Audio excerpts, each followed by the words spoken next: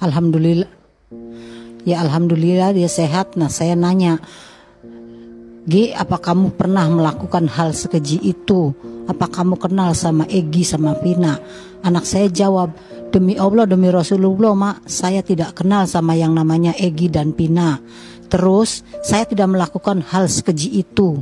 Anak saya menjawab seperti itu. Terus anak saya lagi berpesan, mak, jikalau nanti malam mama pulang, kalau saya tidak ada umur, saya minta maaf. Saya rela dan ikhlas mak jadi tumbal anak orang yang berpangkat. Saya nggak apa-apa mati syahid. Saya nanggung dosa orang yang punya. Saya orang nggak punya nggak apa-apa. Kalau itu semua tuduhan dijatuhkan kepada saya. Anak saya berpesan begitu. Sampai saya tuh gimana hati seorang ibu, sampai stuck peluk anak saya, sampai nangis saya. Jangan ngomong gitu Cung. Allah maha tahu, Allah maha besar, Allah maha mendengar apa yang tidak pernah kamu lakukan. Sampai saya memeluk sekencang-kencangnya anak saya waktu saya mau pulang dari Polda ke Cirebon. Saya sakit hatinya mendengar anak saya difitnah segitu kejam, sedangkan dia adalah tulang punggung keluarga saya dari kecil.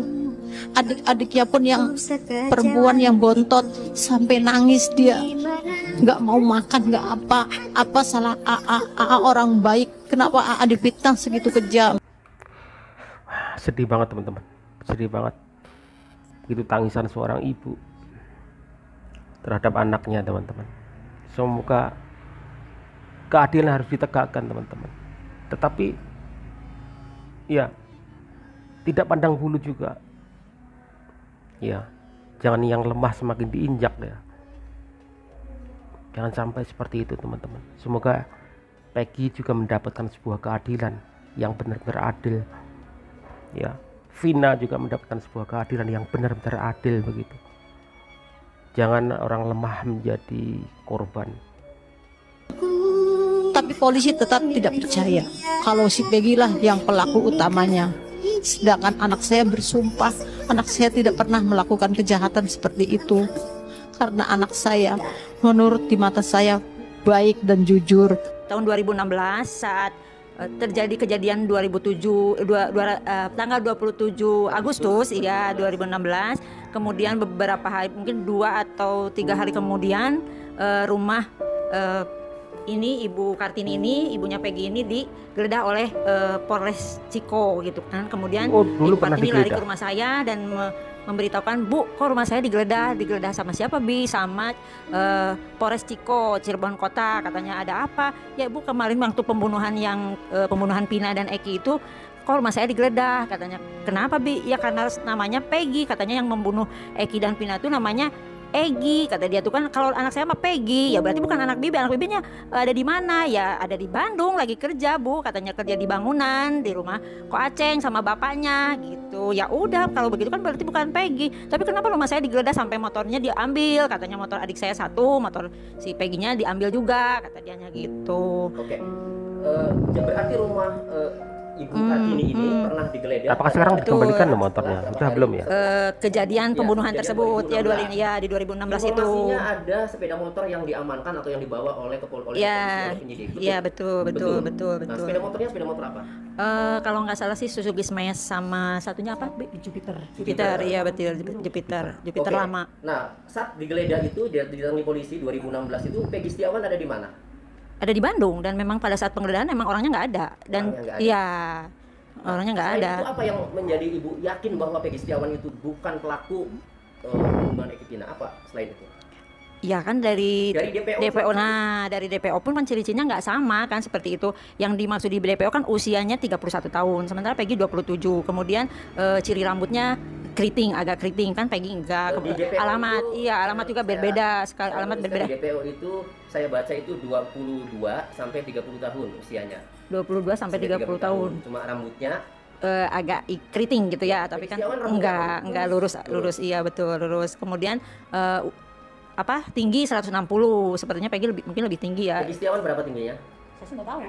Lebih tinggi. Iya kayaknya lebih tinggi. Oke, setelah digeledah kemudian Peggy Setiawan berada di Bandung. Saat itu kan ibu ya yang ada. Dikasih tahu tidak bahwa Peggy Setiawan itu berada di Bandung? dikasih tahu sama ngasih tahu kan ke pihak kepolisian bahwa itu ada di tempat. Nah, Peggy lagi kerja di Bandung sama bapaknya, jadi nggak tahu, Peggy nggak tahu menau gitu ya. Terus ya udah saya ngomong kayak gitu, polisi langsung ngegeledah lah segala macam itu. Lah itu motor, kenapa aja motornya lagi rusak kayak gini? Emang keadaan motor anak saya rusak begini, itunya mau dibetulin minggu depan, anaknya belum kirim. Tahu-tahu yang satunya minta kunci, Bu, sini mau ini pinjem motor merah mau buat nyetep motornya si Peggy katanya gitu. Jadi ya sudahlah aku kasih kuncinya.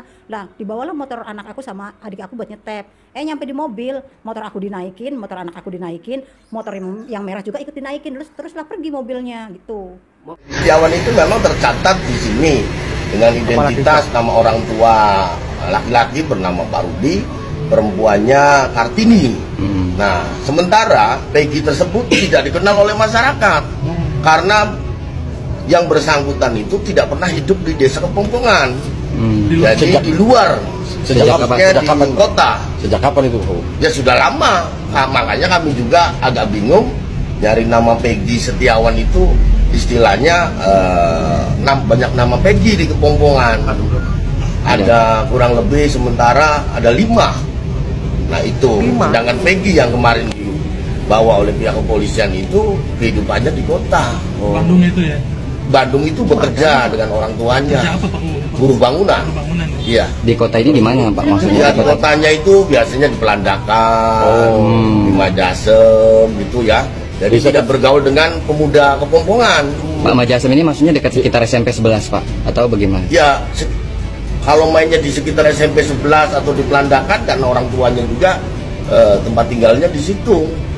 Jadi jarang main ke bloknya dia ya? Wah, nggak pernah, jarang sama sekali. Jarang yang kenal juga. Nah itu. Nyangka nggak sih Pak, ada warganya yang dibawa polisi? Nyangkal tidak? Nyangka enggak? Menyangka enggak? Allah alam ya, kami sebenarnya selalu memonitor anak muda. Ya, jauh ini juga banyak pemuda-pemuda yang diviralkan melalui TikTok, medsos, ya berkoordinasi dengan gurunya. Ya, tapi yang Peggy Setiawan ini tidak pernah koordinasi dan tidak pernah merasa apa gitu tuh. Jadi yang lainnya ribut sampai kami sempat mau nyewa pengacara karena diguncingkan semacam itu. Tapi semua itu ya saya serahkan kepada pihak kepolisian karena yang mempunyai kewenangan. Nah itu sebenarnya. Pak, Peggy Setiawan kan sempat DPO tuh dari 3 orang itu DPO ya. Sebelumnya Pak sudah tahu nggak? Oh ini Peggy warga kita nih. Nah Peggy Peron itu. Ya, saya tidak tahu sama sekali karena guncingan itu di mana-mana. Bukan hanya di Kepompongan saja, pernah sempat di Banjarwangunan juga rame, ya itu. Tapi kita tidak pernah tahu fotonya, apanya, hanya nama-nama saja. Maka dari itu Pak nggak melaporkan ya mungkin? Ya tidak melaporkan, mau nama Peggy banyak mau dilaporkan satu-satu, karena itu kewenangannya kepolisian, bukan kewenangan saya. Surat terbuka buat Kapolres Cirebon. Ada apa dengan kalian ini? Hah? Peggy yang kalian tangkap itu bukan Peggy yang sebenarnya. Ada apa? Jangan mentang-mentang dia orang nggak punya, yang kerjaannya kuli bangunan, ya kan? Yang 2014 sampai 2016 dia merantau, tidak pernah pulang. Tiba-tiba Anda tangkap. Ada apa? Jangan mentang-mentang orang nggak punya, kalian kriminalisasi. Mentang-mentang orang nggak punya kuli bangunan, tidak bisa menyewa pengacara, Anda injek-injek. Ada apa? Hah? Anda ini menutupin orang yang sebenarnya, orang yang anak orang berkedudukan tinggi, orang anak-anak pejabat. Ada apa dengan kalian? Ayo, tetangga-tetangganya Peggy yang kuli bangunan itu dong, bersuara dong. Waktu kasus kejadian Pina itu dia lagi di perantauan. Ada apa dengan kalian ini? Jangan sembarangan. Mentang-mentang orang nggak punya, kalian injak-injak, kalian kriminalisasi. Heran aku dengan oknum-oknum sekarang. Kalian tuh digaji dari rakyat kecil loh. Kalian makan yang setiap hari kalian pakai seragam itu untuk melindungi orang-orang kecil, bukan menindas orang kecil. Ada apa? Jangan sembarangan main tangkap. Mentang-mentang namanya sama, ciri-cirinya berbeda. Emang Kuli Bangunan mampu operasi? Lawak. Salam waras. Stop drama pengungkapan peristiwa pembunuhan yang terjadi di Cirebon. Setelah tertangkapnya Peggy alias Verong, saya sudah menulis di salah satu media dengan judul "Tertangkapnya Verong ini bisa mengungkap fakta sebenarnya atau sebaliknya." Tadi pagi setelah saya bangun tidur, saya mendengar beberapa membuka TikTok, media dan segala macam beredar informasi bahwa terjadi salah tangkap lagi. Inilah makanya saya katakan stop. Saya lebih percaya dengan Yogi, pengacara dari 5 terpidana sekarang. Apa yang diungkap oleh beliau, bahwa beliau menduga kematian Pina dan Eki ini adalah akibat kecelakaan tunggal. Itu dia paparkan berdasarkan fakta-fakta yang ditemukan di lapangan. Antara lain, darah tertumpuk di bawah tubuh daripada Eki, dan juga darah menumpuk di bawah tubuh Pina. Oleh karena itu, kalau ini kemudian diasumsikan atau dituduh karena pembunuhan, apalagi dilakukan oleh banyak orang, saya pikir ini satu kekeliruan. Maka saya minta untuk di stop. Penegakan hukum itu atau pengungkapan satu peristiwa itu bukanlah untuk menghukum orang, tetapi untuk mencari fakta yang sebenarnya. Hakim juga bukan penghukum, tetapi hakim adalah alat negara untuk mengungkap sebuah peristiwa dan menegakkan sebuah kebenaran dan keadilan. Terus terang saya miris melihat peristiwa ini. 8 tahun sudah terjadi peristiwa ini, tetapi begitu diangkat di dalam satu film layar lebar lalu kemudian bergerak. Apakah ini yang disebut dengan negara hukum? Negara hukum itu adalah menegakkan sebuah kebenaran atas adanya sebuah peristiwa. Ya, itulah makanya selalu saya dorong agar dilakukan yang pertama adalah mengetahui penyebab kematian. Pastikan dulu penyebab kematiannya. Apakah ini dimatikan orang atau apakah ini karena kecelakaan tunggal? Kalau kemudian kecelakaan ini mau kita kembangkan, apakah ini celakakan orang atau memang ini celaka tunggal? Ini yang harus dikejar. Artinya kalau ini dicelakakan orang, ada orang yang katakanlah sebagaimana yang diungkap oleh ayah dari Eki, bahwa dia punya musuh geng motor, lalu kemudian dia terjadi kejar-kejaran lalu dipukul sehingga terjatuh, maka ini yang perlu harus dikembangkan lebih lanjut. Yang ketiga yang membuat saya penasaran adalah adanya pernyataan dan protes keras dari Saka Tatal.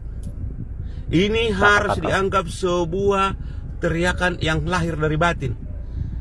Anak ini tidak punya lagi kepentingan apapun terhadap perkara ini.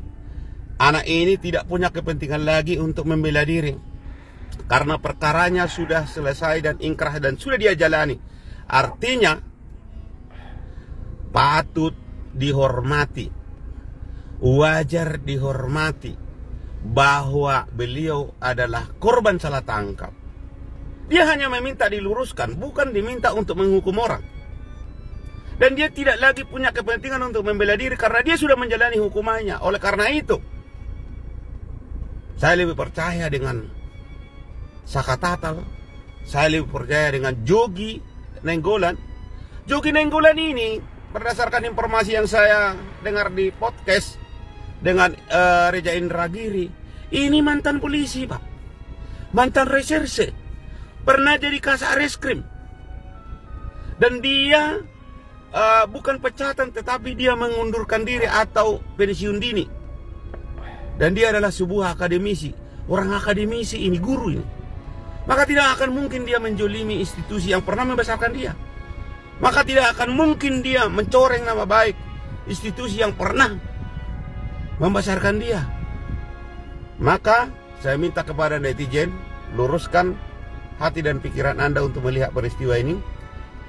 Kita tidak mau menghukum orang yang tidak bersalah, tetapi kita ingin menegakkan sebuah kebenaran di negara yang kita cintai ini. Sekian dan terima kasih. Iya, saya juga setuju Vina itu harus mendapat sebuah keadilan juga. Tapi saya tidak ingin juga bahwa ada terjadi namanya salah tangkap seperti itu. Ya, karena tekanan-tekanan dari netizen, dari masyarakat, sehingga harus secepatnya menemukan seorang yang dinyatakan sebagai DPO begitu. Soal Peggy, teman-teman, Pak Kuwu tadi, Pak Lurah mengatakan di tempat banyak orang bernama Peggy juga.